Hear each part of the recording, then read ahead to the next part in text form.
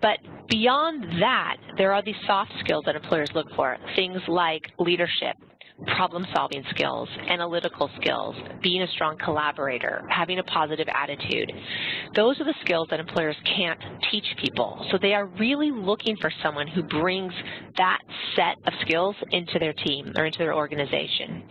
Another thing that might perhaps be new for you is that whole approach of behavioral interviewing and situational interviewing, and I'm actually not going to be covering that in this particular webinar, but really situational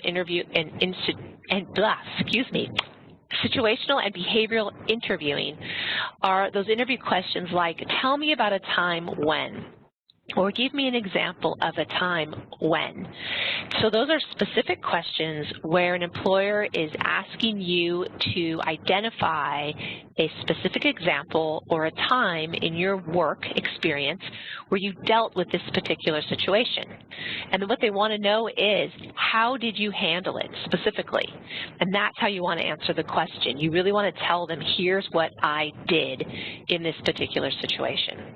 So I'd say overall, those are some of the newer types of things that are coming up during interviews. If you have some more questions, go ahead and type them in with Megan, and she'll get those to me. Anything else, Megan?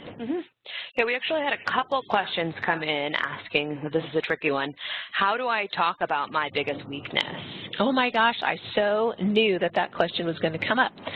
And hold on, because I've got something I want to, actually a good example for you. It's funny, I almost built that into this, and I thought, well, I'll just keep it in my back pocket in case it comes up.